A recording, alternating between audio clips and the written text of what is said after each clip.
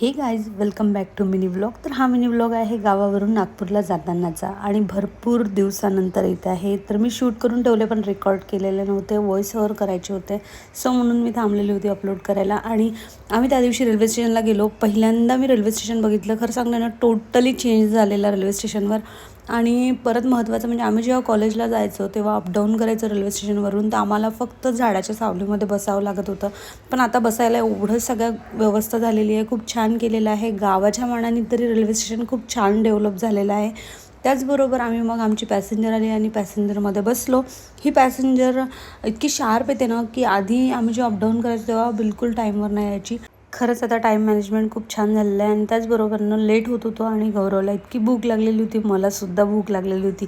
जेव्हा ट्रेन खाली असते ना पूर्ण, तेव्हा आम्ही असं बसतो. आणि तुम्हीसुद्धा असं एन्जॉय करत जाता का नक्की सांगा. बरोबर पाय दुखायला लागतात, काय काय असतं ट्रॅव्हल करत असलं की. मग त्यानंतर आम्ही वर्धा आलं आणि तिथे मग आम्ही थोडं काही खायचं घेतलं, लिटिल हार्ट्स वगैरे. आता काय खायचं म्हटलं तर ऑइली चिप्स, वेपर्स हे सगळं काही हेल्दी नसतात, म्हणून मग असं काहीतरी गोडमध्येच लिटिल हार्ट आणि बिस्किट घेतलेले होते. सो ते खाल्ले. आणि ट्रेन एवढी लेट होऊन राहिली होती तिकडे. इकडनं तर शार्प आली, पण इकडे इतका स्टॉप घेऊन राहिली होती. आम्ही वेट करतोय कधी कधी नागपूर येणार आणि कधी आम्ही उतरणार. आणि असं करत करत अजनी आलं आणि मग आम्ही उतरलो. कॅब बुक केली आणि आम्ही सरळ घरी पोहोचलो. घरी गेल्यावर जाम थकलो होतो, त्यामुळे काही शूट घेतला नाही मी पुढचा. तर चला भेटूया येणाऱ्या नेक्स्ट व्लॉगमध्ये. बाय.